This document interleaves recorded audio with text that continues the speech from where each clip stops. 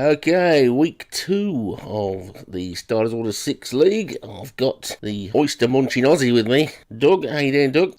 Good, mate. I've had two big oysters, about the size of an iPhone, and now I'm just sitting back with a lovely gin and tonic at Tanqueray number 10. Ooh, very posh. You're totally blowing out of the water all of our preconceptions about Australian blokes because you're supposed to be with a cold tinny at a barbie, and I've just seen a photograph of you in a fancy restaurant with a plate of oysters and a glass of champagne. That's how I roll, mate. Are you sure you're not a New Zealander, really? No. Anyway, we're missing Stu. Stu's had to go shopping, so while you're busy partying, I've been sat here doing the washing up, and Stu's gone shopping. So definitely, you are the high roller and stuff. So we need to start taking a leaf. Trying to muscle in on Hollywood Hinton's territory. Yeah, well, muslin in and oysters. This is very fishy. Anyway, never mind. So, a good week was had last week by quite a few people, especially Mr. Joshua Sutherland, who sort of won everything he went in, didn't he, just about? Yeah, he's making his mark on the league now in the top tier, and I think we'll be seeing a lot more of this to come in the following 12 more weeks left in the league. 11 weeks? 13, isn't it? Yeah, 13. So anyway, 12 more to doesn't go. matter. Yeah. Josh is obviously very determined to be up there winning the Group 1, so good luck to him. It's been great to watch him do it. It's achieved. It is, and Thunder Spark and Jim Murray, didn't they come back with a bang? Didn't they? They're doing well, and Paul is doing okay. PJ Rhodes, best, and then down there, I reckon Darren Howes is on the way up. I think he's going to win a few more little Group 3 races and things like that, higher handicap races. He's moving out of that 0 to 70, 0 to 90 class. Yeah, he is. He's doing all right. And also on this week, which was a bit of a pain in the neck for me, to be honest, Leon van Rensburg suddenly burst onto the scene on the flat as well. He was mainly jumps, wasn't he, last year? But he had a few good runners on the flat this week, and he won one of the Dubai races, which was a Group 2, where I came second. I thought I was going to get my biggest win. Yeah, you were unlucky in that race. Leon came and did me. Wide the whole race. Yeah, it did, and there isn't a race for it this week, so it's had to have the week off. So that's a bit disappointing. But yeah, so it was a good week, and that leads us perfectly into Stu's bit because Stu's had to go shopping. But before he went, he's left us a little recording of his new his new thing, which is going to be hot horses, and he's going to pick out a few horses that he saw last week that he thinks will do okay in future weeks. Might be any of mine, I can tell you that much.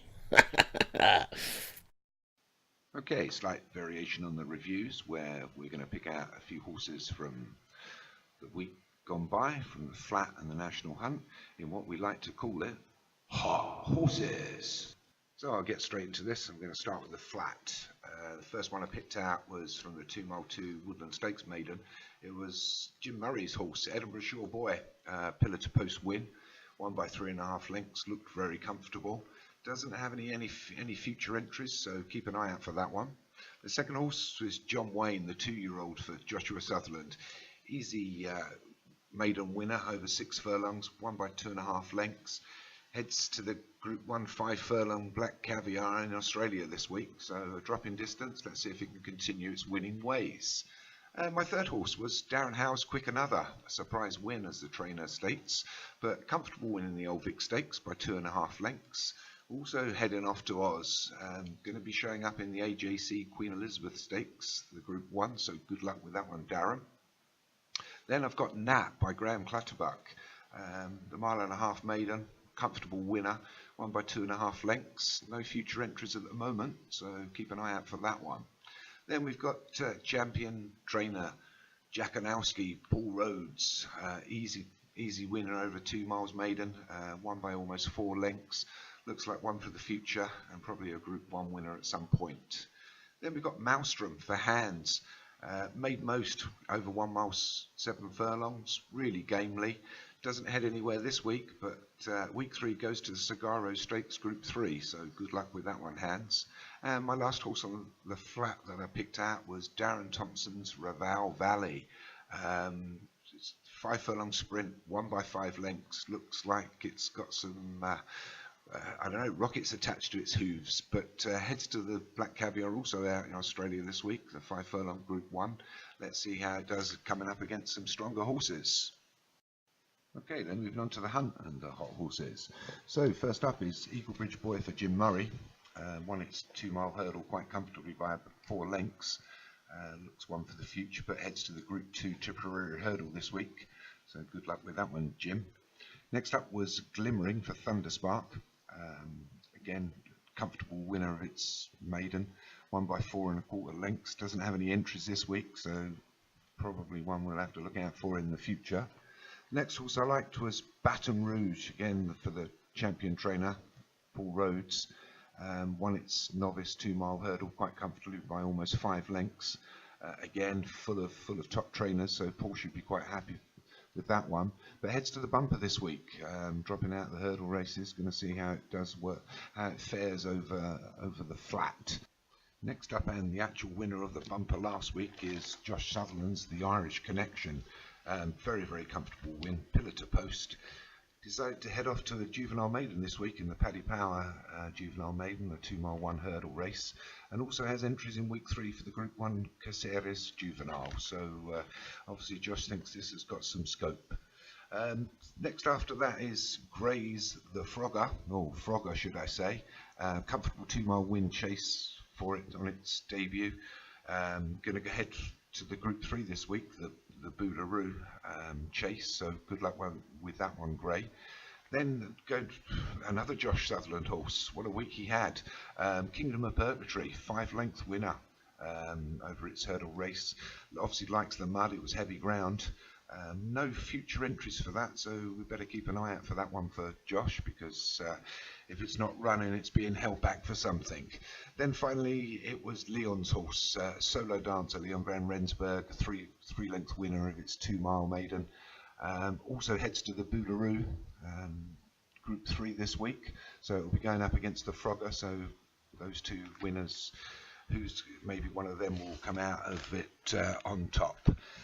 Well, that's my roundup of hot horses for the week. There's been some good wins for everybody. I think Joshua's done very well. Joshua Sutherland has a remarkable week, I think, with 14 winners across the 2 codes, which is pretty impressive for anybody in week 1 with so many maidens. Just in the flat trainers, I mean, if we just go by wins, Thunderspark's leading at the moment with 9 wins. Joshua Sutherland is second with 7, and then we've got Paul Rhodes with 6. And obviously on the hunt side, Joshua's leading that with a remarkable 7 wins. And that's followed by Paul Rhodes with 5 wins. And then we've got Leon with 4 wins. And obviously Jim Murray just bringing up the rear here with 3 wins, but an amazing 8 seconds. Well, good luck for week 2, everybody. I hope you all get some winners. And maybe we'll have some hot horses next week. Bye for now. Okay, interesting stuff there from Stu. Interesting to see how good any of them do. And you were right, Doug, he didn't mention any of yours, and he didn't mention any of mine either. No surprise there. Maybe one week we'll get one in. No, you'll get one in before I will. That's what I know. Okay, Martin, so I see on the cards here we've got a few bigger British races, so can you tell us a bit about them?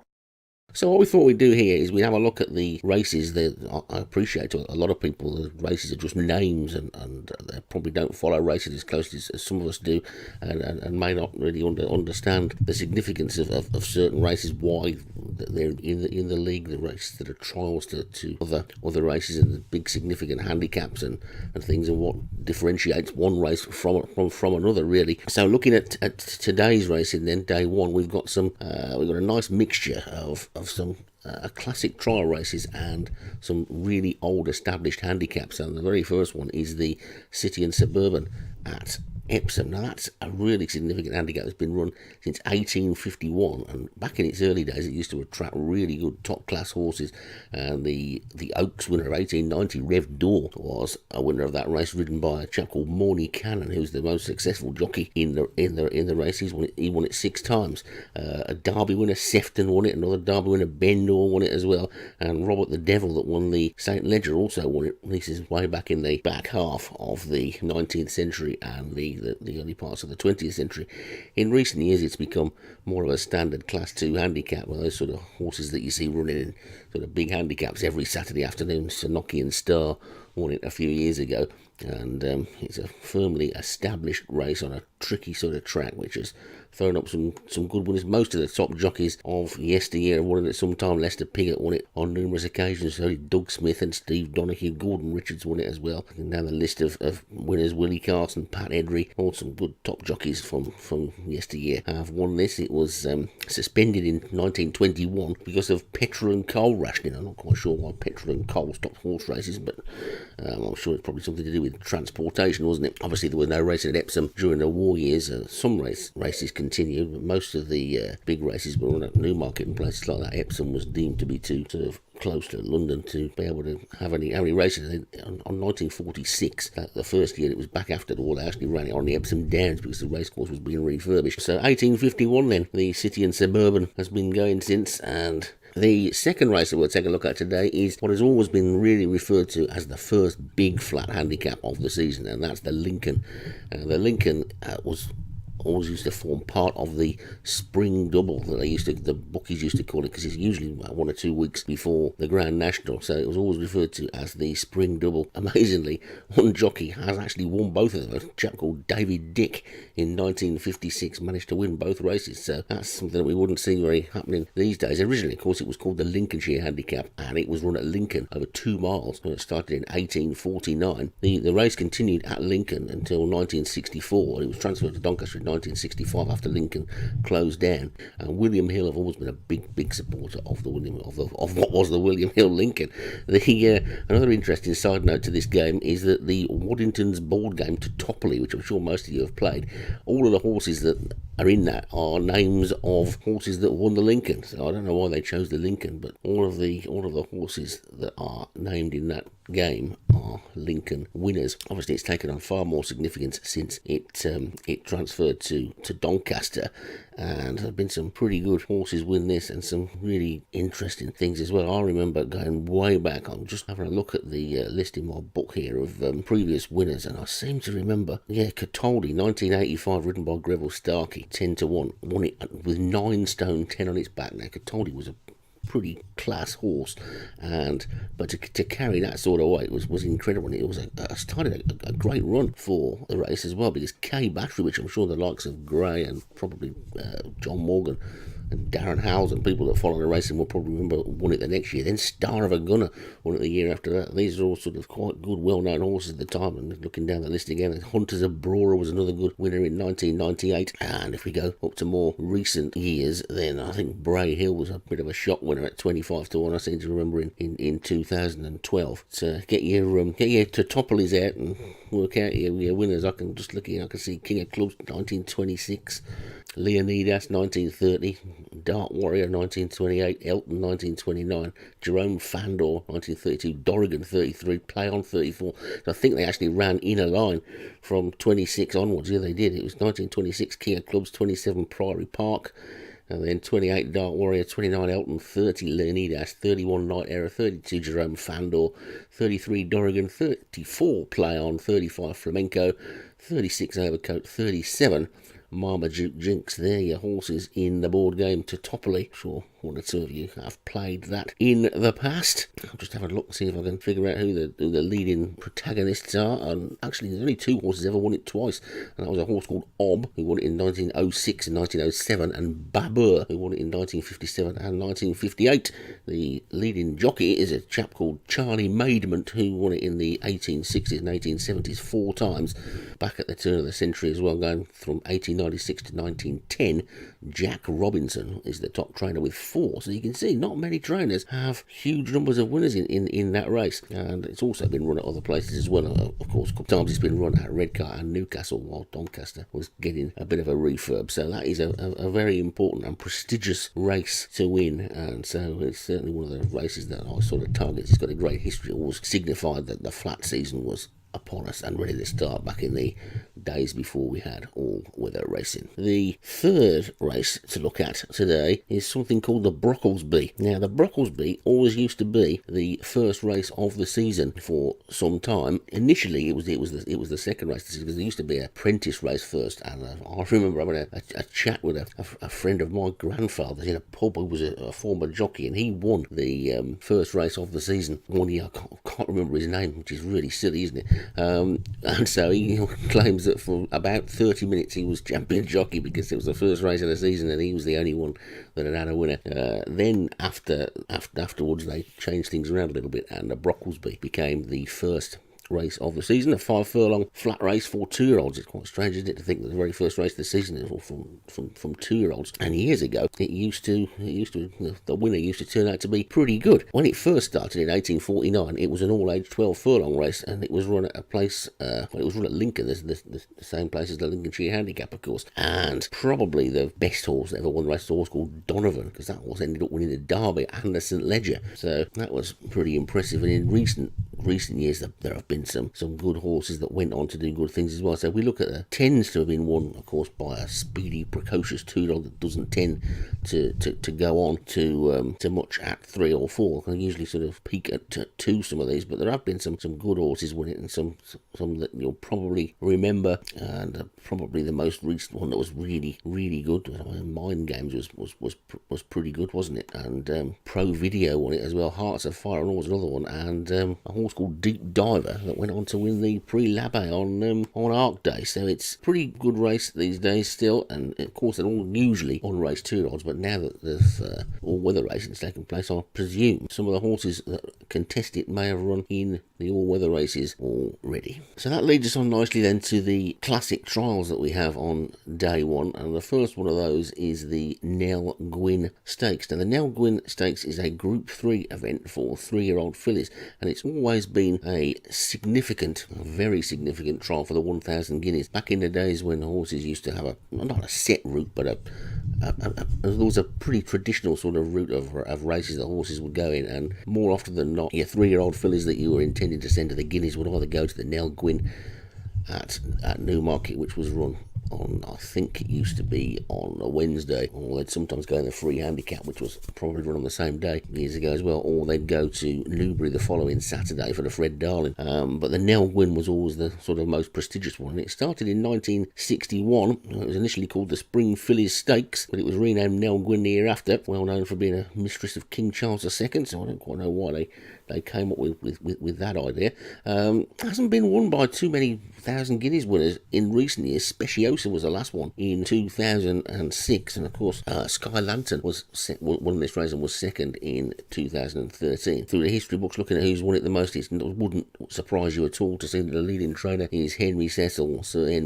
He had 8 wins, and let's look at the names of some of these horses. I'm sure there'll be people now going, oh, I remember that one, One in a Million, and that went on to win some really big races, didn't it? And Fairy Footsteps as well. Oh So Sharp, of course, it was an absolute champion, and I've got a painting of her above my head at the moment. And his last 2 winners there were Martha Stevens and Hot Snap. Frankie Dettori is the top jockey with 7 winners of the race. None of them would probably get a mention in the top fillies of all time, but Daban won it this year, of course. Nathra won it the year before. He's actually won it for 2014, 15, 16 and 17, Frankie Dettori, but I wouldn't think any of those would up there with the real big names that won it. Years ago, Niche with Lester Piggott on board for Richard Hannon in 1993. In Sconce was another good horse in 89, Ray Cochrane riding that for Luca Camani, and then the sort of glory years where you had 84 Pebbles, 85 Oh So Sharp and 86 Sonic Lady. Of course, Flying Water won in 1976 as well for Francis Saint-Martin, was one of my favourite jockeys at the time as well. There we go. But as we say, at the moment, it's definitely been the Frankie Dettori show over the last 4 seasons. So that's the fillies trial. Then the Colts trial is the Craven Stakes, and that is run over an extra furlong. It's over the full proper 2,000 2,000 guineas distance, and that one again used to be the big trial for 2,000 guineas. These days, quite a lot of horses don't bother with a trial; they just go straight to the guineas. And the Craven Stakes has been going a lot longer than the Nell Gwyn. In fact, it's almost been going 200 years young, because it actually started in 1771. Well, it was a very different sort of race in 1771, of course. In its current version, it's been going since 1878, but back in 1771, it had a subscription of 5 guineas, and 21 horses were originally going to run in that for, and it was run by a horse called Pantaloon.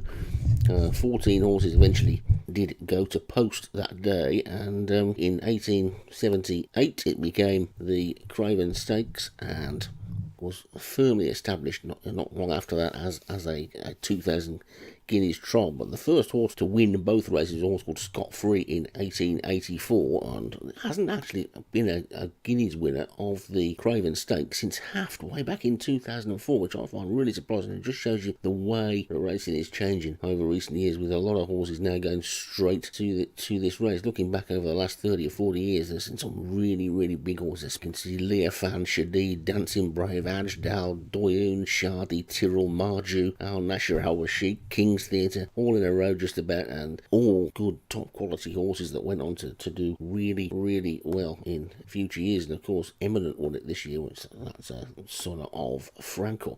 The leading trainer in the race is, well, since 1878 we're going, when the modern version is Sir Michael Stout, and he's won it with some really good horses, hasn't he? Shadid, Ajdal, Doyoun, Shardy, just to name a few of them. Morley Cannon gets a name check again. He was the chap who won more City and Suburbs than anybody else, but he's also won more Cravens than anybody else as well. And I must admit, he's not somebody that I'm overly familiar with. I know it's back in the late 1890s and early 1900s, but not a name that I've come across that many times until doing this bit today, to be honest. But he's picked up 6 wins as well. Amazingly, a horse has managed to win it 3 times. It's impossible to do that now because it's for 3-year-olds only, but back in the original version of the race, it wasn't. And a horse called Woodpecker managed to win it in 1778, 1779 and 1781. So that's a quick look then at the named races of the day, and we'll be back with a few more tomorrow.